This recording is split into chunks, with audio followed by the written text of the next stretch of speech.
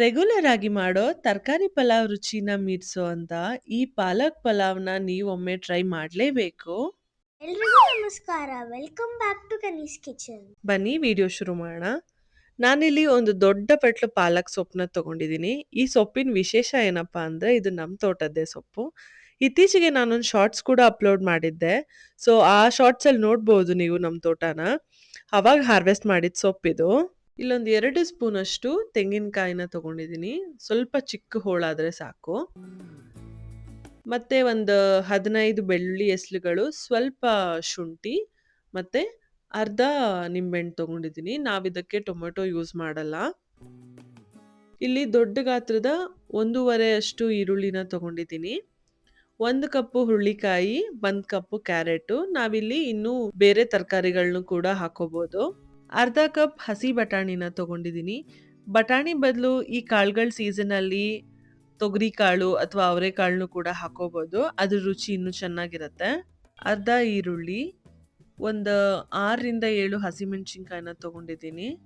ಇದ್ರ ಜೊತೆಗೆ ಚಕ್ಕೆ, ಲವಂಗ, ಒಂದು ಏಲಕ್ಕಿ, ಕಲ್ಲುಹು ಮತ್ತು ಪಲಾವ್ ಎಲೆನ ತಗೊಂಡಿದ್ದೀನಿ. ನಾನಿಲ್ಲಿ ರೈಸು 2 ಗ್ಲಾಸ್ ಅಷ್ಟು ತಗೊಂಡಿದ್ದೀನಿ. ನೀವು ಸೋನಾ ಮಸೂರಿ ಅಕ್ಕಿ ಕೂಡ ಯೂಸ್ ಮಾಡ್ಬೋದು ಅಥವಾ ಬಾಸುಮತಿ ಅಕ್ಕಿ ಕೂಡ ಯೂಸ್ ಮಾಡ್ಬೋದು. 1 ಸ್ಪೂನ್ ಧನಿಯಾ ಪುಡಿ ಮತ್ತು 1/4 ಸ್ಪೂನ್ ಅರಿಶಿನ ಪುಡಿನ ತಗೊಂಡಿದ್ದೀನಿ. ಇಷ್ಟೇ ಈ ರೆಸಿಪಿಗೆ ಬೇಕಾಗಿರೋವಂಥ ಮೇನ್ ಇಂಗ್ರೀಡಿಯೆಂಟ್ಸು. ಇದ್ರ ಜೊತೆ ಆ್ಯಸ್ ಯೂಶುವಲ್ ನಾವು ಎಣ್ಣೆ ಮತ್ತು ತುಪ್ಪನ ಯೂಸ್ ಮಾಡ್ತೀವಿ. ಬನ್ನಿ ರೆಸಿಪಿನ ಶುರು ಮಾಡೋಣ. ಮೊದಲಿಗೆ ನಾನಿಲ್ಲಿ ಒಂದು ಚಿಕ್ಕ ಬಾಣಲಿಗೆ 1 ಸ್ಪೂನ್ ಅಷ್ಟು ಎಣ್ಣೆನ ಹಾಕೊಂಡು ಇದಕ್ಕೆ ತಗೊಂಡಿರೋ ಅಂಥ ಈರುಳ್ಳಿ ಮತ್ತು ಹಸಿಮೆಣಸಿನ್ಕಾಯಿನ ಫ್ರೈ ಮಾಡ್ಕೋತಿದ್ದೀನಿ.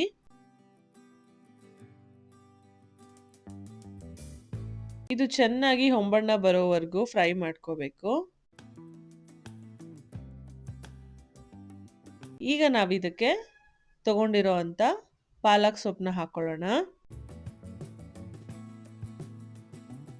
ಇದನ್ನು ಕೂಡ ಚೆನ್ನಾಗಿ ಫ್ರೈ ಮಾಡ್ಕೋಬೇಕು. ಈ ರೆಸಿಪಿನಲ್ಲಿ ಇದೇ ಮೇನ್ ಸ್ಟೆಪ್ಪು. ಯಾಕಂತಂದ್ರೆ ಇದು ಚೆನ್ನಾಗಿ ಫ್ರೈ ಆಗಿಲ್ಲ ಅಂತಂದ್ರೆ ಆ ಹಸಿ ಸ್ಮೆಲ್ ಪಲಾವಲ್ಲಿ ಇದ್ರೆ ತಿನ್ನೋದಿಕ್ಕಾಗೋದಿಲ್ಲ. ಸೊ ಹಾಗಾಗಿ ಸ್ವಲ್ಪ ಟೈಮ್ ತಗೊಳತ್ತೆ, ಬಟ್ ಚೆನ್ನಾಗಿ ಫ್ರೈ ಮಾಡ್ಕೋಬೇಕು. ಇದರಲ್ಲಿರೋ ನೀರೆಲ್ಲ ಇಂಗೋವರೆಗೂ ನೋಡಿ ಈ ಥರ ಆಗಬೇಕು. ಇಲ್ಲಿ ತನಕ ಫ್ರೈ ಮಾಡ್ಕೋಬೇಕು. ಈಗ ಇದನ್ನ ಸ್ಟವ್ ಆಫ್ ಮಾಡಿ ಸ್ವಲ್ಪ ಹೊತ್ತು ತಣ್ಣಗಾಗೋದಿಕ್ಕೆ ಬಿಡೋಣ. ಅಷ್ಟರಲ್ಲಿ ನಾನೀಗ ಒಂದು ಕುಕ್ಕರ್ಗೆ ಒಂದು 2.5 ಸ್ಪೂನಷ್ಟು ಎಣ್ಣೆ ಮತ್ತು 1 ಸ್ಪೂನ್ ತುಪ್ಪನ ಹಾಕೊಂಡಿದ್ದೀನಿ. ಈಗ ಇದಕ್ಕೆ ಪಲಾವ್ ಸಾಮಾನು ಏನು ತೊಗೊಂಡಿದ್ವಿ ಅದನ್ನು ಹಾಕ್ಕೊಂಡು ಒಂದು 2 ಸೆಕೆಂಡ್ ಫ್ರೈ ಮಾಡ್ಕೊಳ್ಳೋಣ. ಈಗ ತೊಗೊಂಡಿರೋಂಥ ಈರುಳ್ಳಿ ಹಾಕ್ಕೊಂಡು ಚೆನ್ನಾಗಿ ಫ್ರೈ ಮಾಡ್ಕೊಳ್ಳೋಣ.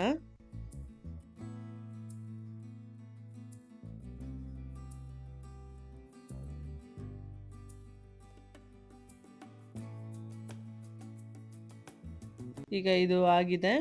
ಈಗ ಇದಕ್ಕೆ ನಾವು ತಗೊಂಡಿರೋಂಥ ಹಸಿ ಬಟಾಣಿ ಹಾಕೊಳ್ಳೋಣ.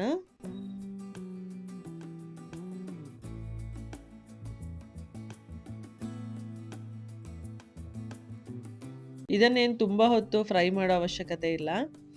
ಈಗ ನಾನಿಲ್ಲಿ ಕ್ಯಾರೆಟ್ ಮತ್ತು ಹುರುಳಿಕಾಯಿನ ಹಾಕೊಂಡಿದ್ದೀನಿ.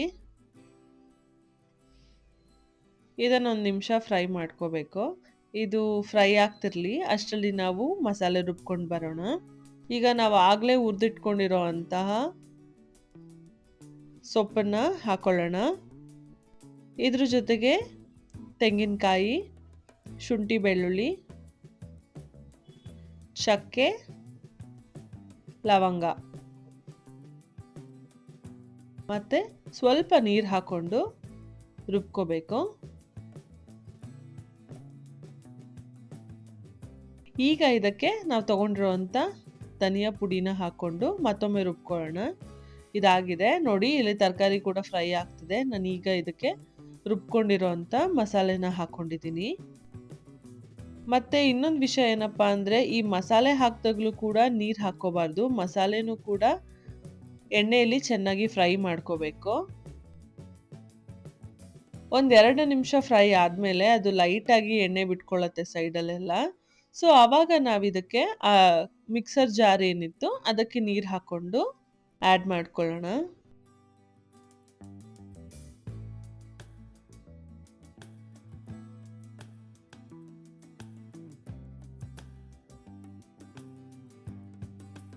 ನಾನು 2 ಗ್ಲಾಸ್ ಅಕ್ಕಿ ತಗೊಂಡಿದ್ರಿಂದ 3 ಗ್ಲಾಸಷ್ಟು ನೀರು ಹಾಕೊಂಡಿದ್ದೀನಿ. 1 ಗ್ಲಾಸ್‌ಗೆ 1.5 ಗ್ಲಾಸಷ್ಟು ಅನ್ನೋ ಅಳತೆನಲ್ಲಿ ತಗೊಂಡಿದ್ದೀನಿ ನೀರನ್ನ. ಅರಿಶಿನ ಹಾಕೋತಿದ್ದೀನಿ.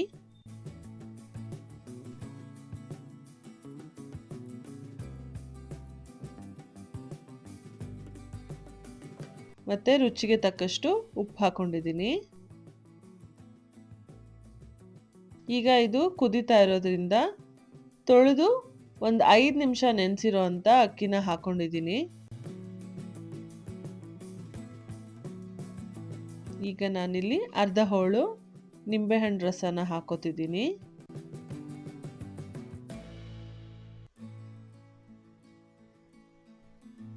ಇದು ಹೀಗೆ ಚೆನ್ನಾಗಿ ಮಿಕ್ಸ್ ಮಾಡಿ ಒಂದು ಕುದಿ ಬಂದ ತಕ್ಷಣ ಕ್ಲೋಸ್ ಮಾಡಿಬಿಡೋಣ. ನೋಡಿ ಈಗ ಚೆನ್ನಾಗಿ ಮಿಕ್ಸ್ ಕೂಡ ಆಗಿದೆ. ಈಗ 1 ವಿಷಲ್ ತಗೊಂಡಿದ್ದೀನಿ ನಾನು. ಮತ್ತು ಫುಲ್ ಪ್ರೆಷರ್ ಎಲ್ಲ ರಿಲೀಸ್ ಆಗೋ ತನಕ ಬಿಟ್ಟು ಈಗ ಓಪನ್ ಮಾಡಿದ್ದೀನಿ. ನೋಡಿ ಎಷ್ಟು ಚೆನ್ನಾಗಿ ಕಾಣ್ತಿದೆ.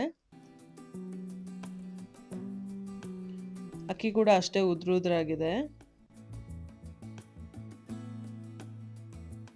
ಮತ್ತೆ ನೀರಿನ ಅಳತೆ ಅಕ್ಕಿ ಮೇಲೆ ಡಿಪೆಂಡ್ ಆಗುತ್ತೆ. ಕೆಲವೊಂದು ಅಕ್ಕಿಗೆ 1ಕ್ಕೆ 2ರಷ್ಟು ನೀರು ಬೇಕಾಗತ್ತೆ. ಇಲ್ಲಿ ನಾನು ತಗೊಂಡಿರೋ ಅಕ್ಕಿಗೆ 1 ಗ್ಲಾಸ್ಗೆ 1.5 ಗ್ಲಾಸಷ್ಟು ನೀರು ಸಾಕಾಗತ್ತೆ. ನೋಡ್ಬೋದು ತುಂಬ ಚೆನ್ನಾಗಾಗಿದೆ ರೈಸು.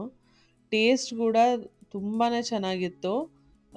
ನಾವು ನಾರ್ಮಲ್ ಪಲಾವ್ ಏನು ತಿಂತೀವಲ್ಲ ಅದಕ್ಕಿಂತ ರುಚಿ ಚೆನ್ನಾಗಿರುತ್ತೆ. ಆ ಪಾಲಕ್ಕಿನ ಫ್ಲೇವರ್ ಅದರದ್ದೇ ರುಚಿ ಒಂಥರ ಡಿಫ್ರೆಂಟ್ ಆಗಿರುತ್ತೆ. ಈ ರೆಸಿಪಿ ಇಷ್ಟ ಆಗಿದ್ರೆ ನೀವು ಕೂಡ ಒಮ್ಮೆ ಟ್ರೈ ಮಾಡಿ ಹೇಗೆ ಬಂತು ಅಂತ ಕಾಮೆಂಟ್ ಮಾಡಿ. ಈ ವಿಡಿಯೋ ಇಷ್ಟ ಆಗಿದ್ದಲ್ಲಿ ಲೈಕ್ ಮಾಡಿ, ಮತ್ತಷ್ಟು ವಿಡಿಯೋಸ್ಗಾಗಿ ನಮ್ಮ ಚಾನೆಲ್ನ ಸಬ್ಸ್ಕ್ರೈಬ್ ಮಾಡ್ಕೊಳ್ಳಿ. Thank you.